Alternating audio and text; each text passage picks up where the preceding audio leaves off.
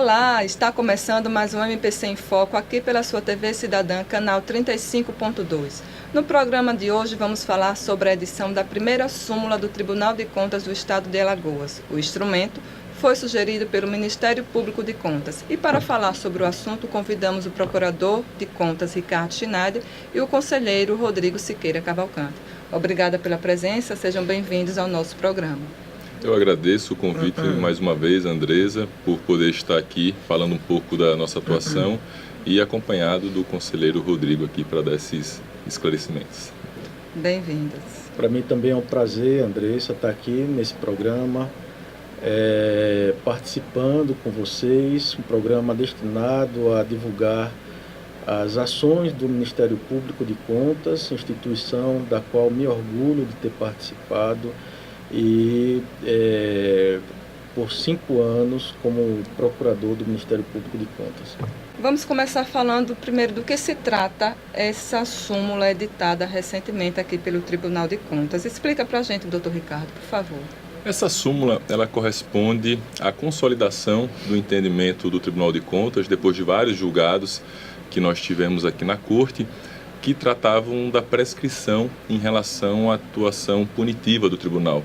Então, em várias decisões, o Tribunal ele decidiu pela aplicação dessa lei, da Lei 9873, e aí, em conversa com o conselheiro Rodrigo, nós tivemos essa ideia de propor, de sugerir a súmula que corresponde a isso, a consolidação do entendimento, e tem esse papel de divulgar para a sociedade, para o próprio tribunal, qual é a aplicação que se faz nesses casos em que a Corte ela vai propor a aplicação de alguma penalidade.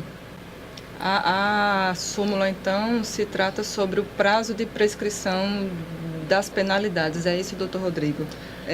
Em que caso ela também se aplica? Perfeito.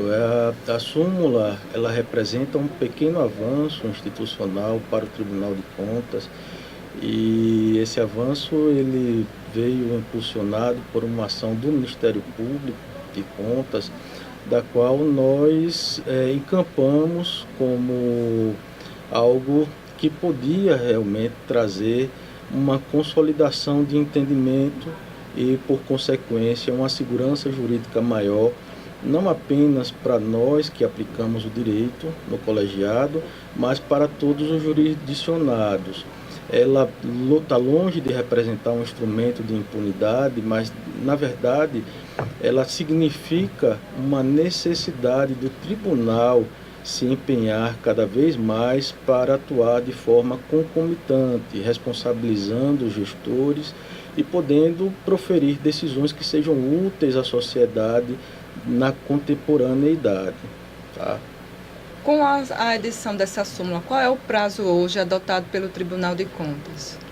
A aplicação da Lei 9873, que foi um entendimento sumulado, prevê um prazo de 5 anos para que o tribunal ele fiscalize em caso da ocorrência de alguma ilegalidade, da violação em relação a alguma norma que estabeleça alguma obrigação para o gestor, e o tribunal tem esse prazo para atuar. A lei prevê também um outro prazo, que é um prazo que nós chamamos de prescrição intercorrente, que é um prazo de 3 anos, e nós trabalhamos com essas duas situações. Então, a Corte ela passa agora, como o conselheiro Rodrigo muito bem colocou, a ter uma segurança em relação a qual a norma que se aplica a esses casos, e certamente, tendo uma norma jurídica definida e esses prazos devidamente delimitados, tanto os gestores têm uma segurança, uma previsibilidade de como o tribunal vai atuar, como a própria Corte também ela vai passar a exercer a sua atuação mirando nesses prazos, para que a prescrição não ocorra. Afinal de contas, a prescrição ela é uma exceção, ela não deve ocorrer, mas se ocorrer, ela deve ser reconhecida, deve ser pronunciada nos autos do processo, e esse entendimento a partir de agora, ele certamente vai dar uma celeridade na análise desses processos, ele vai dar uma segurança jurídica e vai permitir que a Corte ela atue de maneira regular no exercício dessa atuação fiscalizatória e punitiva. No caso, então, da prescrição de algum processo, cumpriu aí os 5 anos, prescreveu, acabou, como o senhor falou, como é não é uma coisa recorrente, né? Não deveria ser uma coisa normal. Num caso como esse, tem alguma avaliação? O porquê, se sabe o porquê esse processo ele foi prescrito, por exemplo? A gente avalia, né, nesses processos alguns marcos, né, que a gente faz a contagem para avaliar o período que decorreu. Então, caso a gente verifique que tenha passado já esse tempo, então iniciou a apuração da fiscalização, ou então a citação do gestor, a notificação, a lei ela prevê alguns marcos a partir do qual a gente vai fazer a contagem do tempo. Se realmente nós observamos, né, que aquele tempo ultrapassou, no Ministério Público a gente no parecer manifesta no sentido de sugerir, de opinar pelo arquivamento do processo, e o conselheiro relator e o colegiado analisam se realmente é o caso do arquivamento. Se for o caso de arquivamento, naturalmente a gente deve observar o que aconteceu para evitar que esse tipo de situação ocorra novamente.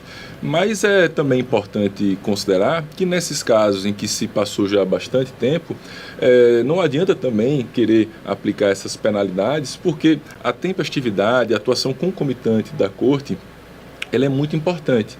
Então, o ideal mesmo, a súmula, e eu penso assim, ela vem no sentido de fazer com que o tribunal atue de forma mais célere para justamente evitar que essa prescrição ocorra. Mas, se realmente isso ocorrer, que seja reconhecido dessa forma, né, com bastante segurança e clareza. Uhum. Eu gostaria apenas de complementar a fala do Dr. Ricardo, que não ficaria totalmente vulnerado o direito do poder público ou do Tribunal de Contas. Existem situações em que o Tribunal de Contas pode atuar, mesmo estando prescrita a pretensão punitiva, quando ocorre dano ao erário. Então, essa é uma tutela que o tribunal pode proporcionar ao poder público, ao patrimônio público, e ela não se submete a qualquer tipo de prazo prescricional. Ela fica fora, portanto, da incidência da súmula que foi editada pelo Tribunal de Alagoas. Esse ponto que o conselheiro Rodrigo tocou é de suma importância e me faz lembrar até um julgado que eu observei essa semana. O TCU, no seu informativo que ele publica, ele divulgou justamente um entendimento em que ele fala que o prazo da prescrição da pretensão punitiva não se aplica aos casos de julgamento, por exemplo, do Tribunal de Contas. Ele continua tendo essa atribuição, como foi dito, para julgar e para exercer suas outras atribuições. E então é importante a gente ressaltar isso. A questão da súmula e da prescrição refere-se apenas àquelas penalidades que o tribunal pode aplicar. Mas o Tribunal de Contas ele não aplica só penalidades, né? Ele exerce outras atribuições, como emitir o parecer prévio, julgar contas e fazer as fiscalizações por meio de inspeção, auditorias, que nesse sentido não são abarcadas por esse prazo. Então, no caso de processo, onde foi constatada ali uma lesão, um dano ao erário, esse processo, essa penalidade, ela não prescreve com os 5 anos. O processo ele continua tramitando, a eventual responsabilização, a eventual sanção, ela fica prejudicada, todavia o ressarcimento ao erário municipal ou estadual, ele fica assegurado por conta do que preceitua a Constituição Federal. Então é bom realmente que a gente deixe isso claro para o gestor não pensar que depois de 5 anos estou livre, e não é bem assim que a coisa acontece. Nesse caso da súmula, prescreve com 5 anos. Essa edição da súmula, ela de fato, entre aspas, meio que obriga o tribunal a dar celeridade no julgamento aí desses processos, como FUNCONTAS, que são processos onde essa súmula ela se aplica, né? Isso é uma forma de obrigar o tribunal a dar celeridade e evitar aí a prescrição desses casos? Perfeito. Quando eu assumi o gabinete, nós constatamos a existência de muitos processos antigos, processos com 12, 13, 14 anos de existência, processos para aplicação de multa. E eu fiquei muito incomodado com essa situação, já que apesar do tribunal já ter se pronunciado anteriormente pela possibilidade de aplicação do prazo prescricional de 5 anos, nós entendíamos que esse movimento ainda era muito tímido.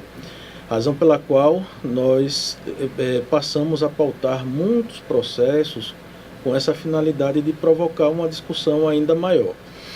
Essa discussão ela foi pacificada após cerca de 1 ano e meio de intensos debates. Então nós percebemos que o tribunal precisava pacificar e consolidar esse entendimento, até para que pudéssemos partir para outras discussões, né? Como o Dr. Ricardo bem colocou, a respeito dos marcos interruptivos, a respeito da prescrição intercorrente.